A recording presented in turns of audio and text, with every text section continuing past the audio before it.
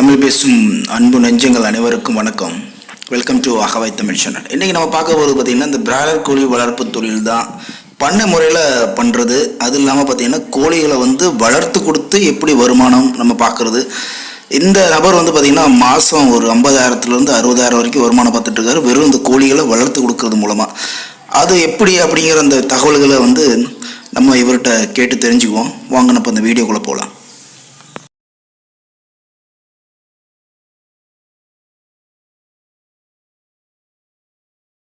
இருக்கு போல 3 ஷெட் வச்சிருக்கீங்க. எத்தனை ஏக்கருங்க அந்த இப்போ இடம்? இது இடம் ஒரு ஏக்கருங்க ஃபுல்லா ஒரு ஏக்கர். இது 50 சென்ட் இருந்தா போதும். 50 சென்ட் கிழக்கு மேற்குல 50 சென்ட். 50 சென்ட் இருந்ததுனாக்கா நமக்கு ஈஸியா இருக்கும். இது நமக்கு இடம் நீளம் 3 சென்டா போட்டுருவோம். ஏன் கிழக்கு மேற்கு ஏன் சொல்றீங்க? நம்ம அது எப்பவுமே வெயில் இந்த கிழக்கு தோன்றும் போது வெயில் உள்ள கொட்டாய் கோழிக்குள்ள வந்துடும், மறையும் போதும் கொட்டாய்க்குள்ள வந்துடும். அதனாலதான் அந்த ஹீட்டு தாங்க இறந்து போங்கிறது தான் இந்த சிஸ்டத்தில் போடுறது. கோழிகளுக்கு வெயில் அதிகம் படக்கூடாதுங்களா, குளிர் அதிகம் படக்கூடாது? ரெண்டுமே மீடியமா இருக்கணும். மீடியமா இருக்கும். சரிங்க. இப்போ 15 லட்சம் ரூபாய் முதலீடு போட்டிருக்கீங்க.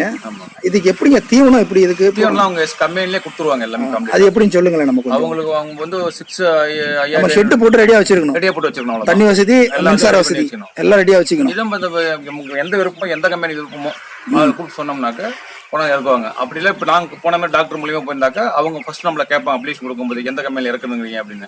இந்த மாதிரி சாந்தி வேணுமா, இல்லை சுகுணா வேணுமா, இல்லை எஸ்கேம் வேணுமா, மணிஷ் வேணுமா, சாமி வேணுமா, எந்த கம்பெனி இருக்குது இங்கே நம்ம பெரம்பலூர் மாவட்டத்தில் அதெல்லாம் இறக்கலாம். அவங்கள்ட்ட ஒரு 100 ரூபா பத்தத்தில் நம்ம டைஃபாய்டு போட்டு கொடுக்கணும், அக்ரிமெண்ட் போட்டு கொடுக்கணும். அவங்கள்ட்ட இறக்கலாம். அவங்க சரியில்லைனாக்க முறைப்படி நம்ம அந்த பத்திரத்தை வாங்கலாம். அவங்கள்ட்ட வாங்கிட்டு அடுத்த கம்பெனிக்கு போய்க்கலாம். அது இந்த பேஜ் அவங்களுக்கு ரிலீஸ் பண்ணிட்டு நம்ம அடுத்த பேஜுக்கு அடுத்த கம்பெனில வாங்கிக்கலாம். கான்ட்ராக்ட்லாம் கிடையாது. 2 வருஷம் 3 வருஷம் எங்கள்கிட்ட தான் இருக்கணும். அப்பெல்லாம் கிடையாது. ஒரு பேஜுக்கு முறைப்படி அப்படிதான் கொடுக்கணும். அவங்க ரேட் நமக்கு கொடுத்து வரல. இப்போ ஒரு கிலோக்கு தீவனம், கோழி, மருந்து, அவங்களுடைய சூப்பர்வைஸ் சர்வீஸ் எல்லாம் அவங்க கம்பெனிக்காரங்க தான்.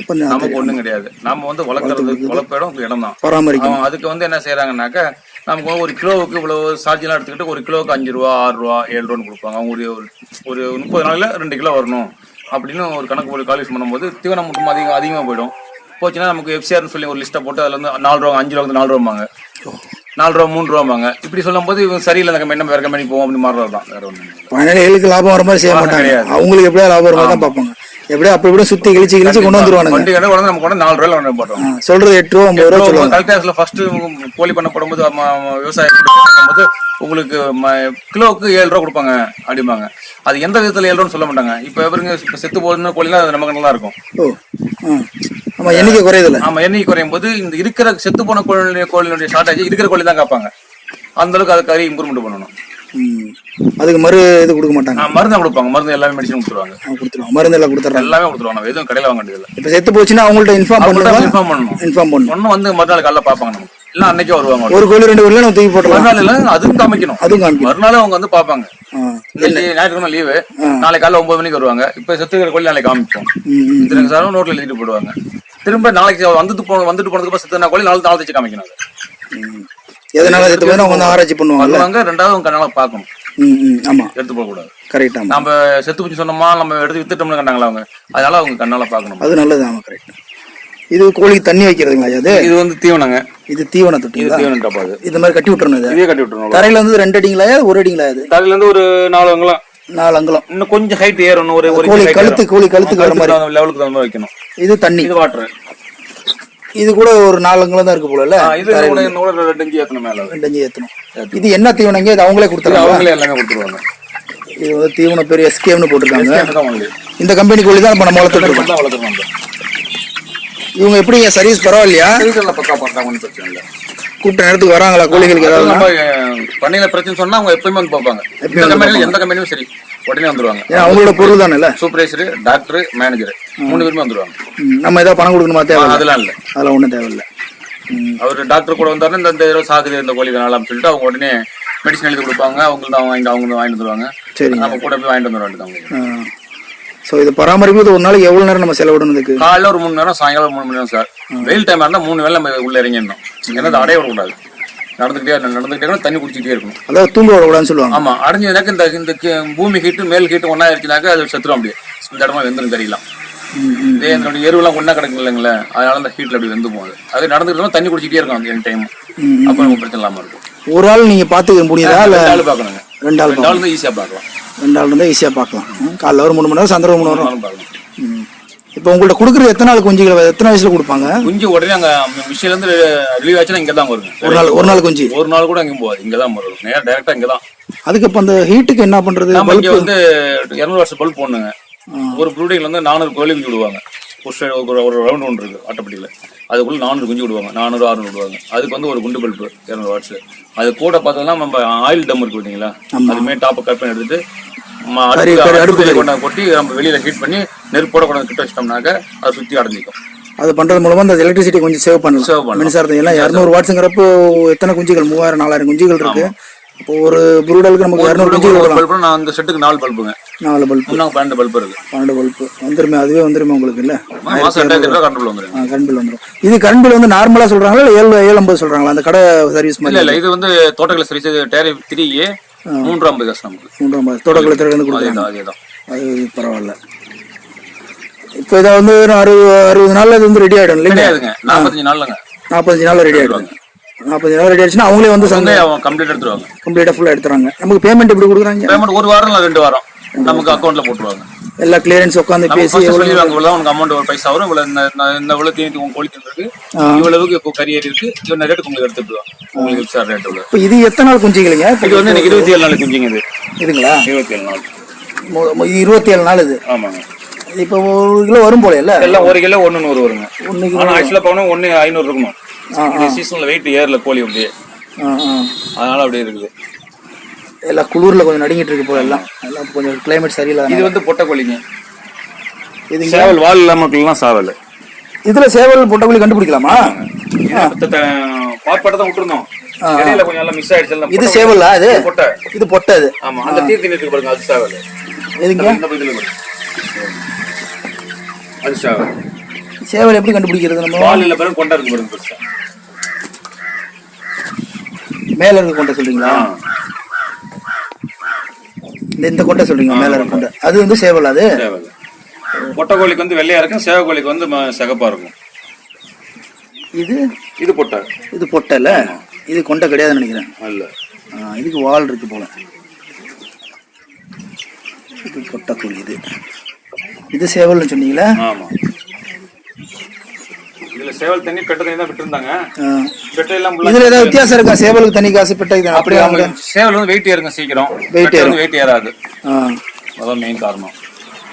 இப்போ இந்த தொழில 5 வருஷமா இருக்கீங்க, 15 லட்சம் ரூபாய் முதலீடு போட்டுருக்கீங்க. என்னங்க உங்க லாப நஷ்டங்கள்? இது வரையும் வாங்கினது வந்து என்ன, ஒரு சீசனுக்கு 50,000 ரூபாய் ஆகும். ஒரு ஈடுக்கு ஒரு பேஜ் ஏற்றி, ஒரு பேஜ் ஏற்றுக்கு 50,000 ரூபாய். நம்ம செலவுலிங்க செலவுல 20 ரூபா போயிடும். அந்த கருப்புல அதுக்கு திரும்ப ரெடி பண்றது, அல்றது, கிளீன் பண்றது எல்லாத்துக்கும். இப்போ கீழே போட்டுருக்கிறது நீங்க வந்து உரம் போட்டிருக்கீங்க? தேங்காய் பொடி. தேங்காய் கொடியா? தேங்காய் நாறு உரிக்கிறாங்கல்ல. ஆமாங்க. மெலிசா. ஆமாமா. இது ஒரு லோடு வந்துங்க 25,000 ரூபாங்க. 25,000 ரூபாவா ஒரு லோடா? ஒரு லோடு. இது ஒரு ஈடுக்கு தான் போட முடியுங்களா? வச்சு போடலாங்களா? 2 ஈடுக்கு போடலாம். 2 தடவை போட்டுக்கலாம். ஆமா. அது 45 நாள் 2 ஈடுக்கு போட்டுக்கலாம். 25,000 ரூபாய் ஒரு லோடு. நாங்க ஃபர்ஸ்ட் போடும்போது 10,000 தாங்க. இப்ப கோழி பண்ண அதிகமாக ரேட் ஏத்திட்டாங்க. வேற எதுவும் போட முடியாது, இதுதான் நம்ம போட்டோம். கடலை கொண்டு போடணும் நாங்க. அது வந்து முட்டை கோழிக்கு போடலாம், இதுக்கு போடுறது வேஸ்ட்.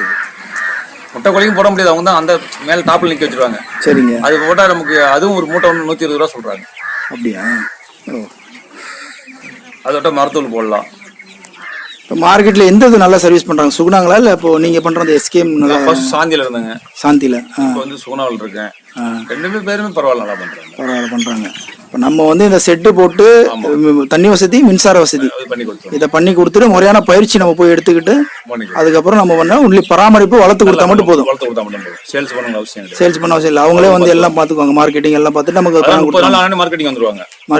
அவங்க செக் பண்ணிட்டு கோழி வெயிட் பார்த்துட்டு உடனே ஆர்டர் கொடுத்துருவாங்க. சரிங்க. ஸோ ஆக மொத்தம் இந்த தொழில லாபம் தான் சொல்றீங்க? லாபம் பரவாயில்ல. இதில் நஷ்டம் வர்றதுக்கான என்ன வாய்ப்புகள் இருக்கீங்க? எப்படி வரும்? கோழி சாகாம இருக்கணுங்க. நமக்கு கொடுக்குறவங்க கரெக்டா 45 நாள் விட்டு 60 நாள் விட்டு நமக்கு கோழி கொடுத்தா போதும். 60 நாள்? ஆமா, 45 நாள் சொல்றாங்க. சரிங்க. வளர்க்குறோம், ஏத்தனதுக்கு அப்புறம் 20 நாள் கேப் கொடுத்து கொடுத்தாக்க ஈஸியா இருக்கும். 1 மாசம் 2 1.5 மாசம் இப்படி போயிடும். வளர்க்கும் போது நமக்கு எஃப்சைட் இல்லை, உங்க கோழி வெயிட் ஏறல அப்படின்னு சொன்னா 4 மாசம் பாட்டிடுவாங்க. கொடுக்க மாட்டாங்க. அப்போ அது நமக்கு நஷ்டம். நமக்கு நஷ்டம். நம்ம உடனே 20 நாள்ல கொடுத்தாங்கன்னா நம்ம நீங்க கொடுக்குற கோழி தான், நீங்க கொடுக்குற தீவனம் தான், நீங்க கொடுக்குற மருந்து தான், வளர்றது நம்ம பொறுப்பு இல்லை. நம்ம வளர்க்குறது சாகாம பார்த்துக்கணும், ப்ளஸ் அந்த கோழி வந்து வச்சுக்கணும். வளர்றது நம்ம பண்ணக்காரங்க. அப்போ தீவனத்துல ஏதோ அவங்க ரெடி பண்ணி கொடுங்க. இப்போ அவங்க சொல்லுவாங்க, இப்போ இந்த கோழி வளரலன்னாங்க. நான் இதான் இல்லை சார், நீங்க கொடுத்துருங்க வளரல, அது எதுக்கு மேற்கொண்டு நீங்க டாக்டர் வச்சு செக் பண்ணிக்கிட்டாங்க. கரெக்ட் தான். உண்மை. இந்த தொழில் தொடங்குனா எவ்வளோங்க நம்ம முதலீடு போடணும்? இப்போ சின்னதாக ஆரம்பிக்கிற சொல்லுங்க. சின்னதுன்னா என்னங்க, இந்த மாதிரி செட்டு போட்டோம் 5 லட்ச ரூபா பிடிக்கும். 5 லட்ச ரூபா ஆயிடும். இந்த செட்டு போட்டீங்கன்னா சாதாரணமாக இது கல் வச்சு போகிற டப்பா வந்து 260 ரூபா உங்களுக்கு டப்பா. இந்த டப்பாங்களா? ஆமா, இந்த கயிறு, இந்த பட்டனு, இந்த ஹூக்கு எல்லாம் சேர்த்து இது வந்து 250 ரூபா. ஒரு செட்டுக்கு வந்து 40 டப்பா இருக்குங்க. இது வந்து இந்த கல் வந்து 10 அடி ஒரு கல் வச்சிருக்கீங்களா? 12 அடிக்கு இருக்கு. 12 அடிக்கு ஒரு தூண் வச்சிருக்கு. 12 அடிக்கு ஒரு தூண். ஆமா. அகலம் வந்து நீளம் வந்து 100 அடி, அகலம் வந்து 20 அடியா? ஆமா, 22 அடி ஆகும். 22 அடி அகலம் வருது. இந்த 11 இந்த 11. இதுல ஒரு 3000 கோழி விடலாமே? நீங்க கம்மியா விட்டுறீங்க மாதிரி தெரியுது எனக்கு. இல்ல இதுல 3000 இல்ல, ஒரு கோழிக்கு வந்து 1.5 அடிக்கு 1 அடி ஒரு கோழிக்கு இடம் வேணுங்க. 1 அடிக்கு 1 அடி. இந்த மொத்தம் இது 20 சதுரம் தான் வரும். 20 ஸ்கொயர் ஃபீட் தான். இது கரெக்டான வசதின்றீங்க இது? ஆமா. இதுல கோழி கம்மியா இருக்குல்ல, அங்க போயிடலாம், அங்க போயிடலாம். தீவனம் காலையில எப்போ வைக்கணும்? காலைல 6 மணிக்கெல்லாம் போட்டுருவேன். காலைல 6 மணிக்கு போடுவீங்க? சாயங்காலம் 6 மணிக்கெல்லாம் போட்டுருவேன். காலைல 6 மணிக்கெல்லாம் கொடுத்துறீங்களா? 6 to 8 9 மணிக்கு தீனி திங்கும். இதுக்கப்புறம் திங்கிறது வேஸ்ட். அது காலையிலே எனர்ஜியில் புளிங்க சாப்பிட்றது தான் சரியாகும். அதுக்கப்புறம் ஈவினிங் ஒரு தடவை ஈவினிங் தண்ணி அப்போ மாற்றி வச்சிருக்கீங்க? தண்ணி சாயங்காலம் ஒரு டேங்க், காலைல ஒரு டேங்க். 2 தடவை ஒரு நாளைக்கு தண்ணி மாற்றணுமா? இல்லை அப்படியே இருக்கணும். எத்தனை நாளைக்கு ஒரு தண்ணி மாற்றணுங்க? அது டெய்லி மாற்றிட்டு வந்து டெய்லி தண்ணி மாற்றிடணும். இப்போ ஒன்றும் கழுவி வச்சுட்டு தான் கழுவி வரைக்கும். திரும்பவும் சாயங்காலம் ஒரு கழுவிட்டு தண்ணி வரைக்கும்.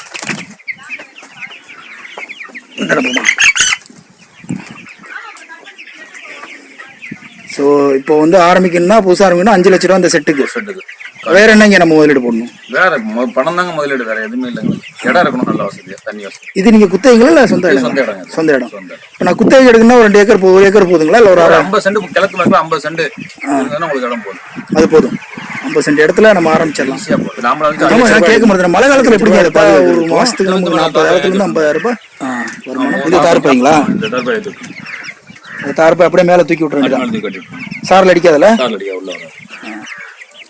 முக்கியமான கேள்வி மறந்துட்டேன். இந்த பாம்புகள் இதுல இருந்து எப்படி நம்ம பாம்பு வரைக்கும் வந்ததில்ல? இந்த கோழி பாம்பு வராதுங்கிறாங்க. அப்படியா? எனி டைம் அரோமா சவுண்ட்லயே இருக்கும். சவுண்டுக்கு வரல. இது வரைக்கும் பாம்பு பார்த்தது இல்லை. கோழி இல்லைன்னா பாம்பு வரும். இப்போ 5 வருஷத்துல ஒரு வாட்டி தான் பாம்பு பார்த்தேன், கோழி இல்லாத டைம்ல. அப்படியா? கோழி இருந்தா இல்ல. என்ன ஒரு காலுக்கிட்டே போட்டுருக்க. ஸோ அந்த மாதிரி இப்போ 5 லட்ச ரூபா இருந்தால் ஆரம்பிச்சிடலாம் சொல்றீங்க. இந்த தொழில் ஆரம்பிச்சிடலாம். பயிற்சி இதில் எங்கே எடுக்கணும்? நான் எங்கேயும் எடுக்கலைங்க. பண்ணக்காரங்களை விசாரிச்சேன், அப்படியே பண்ணிக்கிட்டேன். சூப்பர்வைசர் சொல்லி தருவார், இப்படி பண்ணுங்க இப்படி பண்ணுங்க சொல்லி கொடுப்பாரு. அவர் சொல்லி கொடுப்பாரு. முட்டை உற்பத்தி நீங்க பண்ணலையா? முட்டை உற்பத்தி சரி. நாட்டுக்கோழிக்கு இதுக்கு என்னங்க நமக்கு வித்தியாசம்? ஏன் நீங்க நாட்டுக்கோழியில போகலாம்? நாட்டுக்கோழி 120 நாள் 120 நாள் வளர்றதுக்கு. வளர்ந்தாலும் நமக்கு வந்து அதில் கரண்ட் பில் மிச்சம், ஆள் செலவு மிச்சம். அதிக ஆள் தேவையில்லை நமக்கு. இந்த நாரெல்லாம் கண்டு வேண்டிய அவசியம் இல்லை. அவசியம் கிடக்கும், அதே சீசிக்கும். இதுனா நமக்கு குறுகிய காலத்துல பார்த்தாலும் ஓரளவுக்கு ஏதோ முடிச்சிடமா, உழைப்புக்கு ஏற்ற வருமானத்தை கொஞ்சம் 10 நாள் ரெஸ்ட்ல இருந்தோமா, திரும்ப ஆரம்பிச்சோமா, அப்படி போயிட்டே இருக்கலாம். இப்போ புதுசாக ஆரம்பிக்கிறவங்க எத்தனை குஞ்சுகளை வரைக்கும் வளர்க்கலாம்? 100 அடி செட்னாக்கு 1500 குஞ்சு 2000 வரையும் வளர்க்கலாம். 1500 2000 குஞ்சு வளர்க்கலாம். அது போதுமான இடம். போதும். 2000 குஞ்சு விடலாம் இந்த வளர்த்திக்கு நமக்கு. சரிங்க. நான் ஃபர்ஸ்ட் 6000 தான் விட்டுருந்தேன்.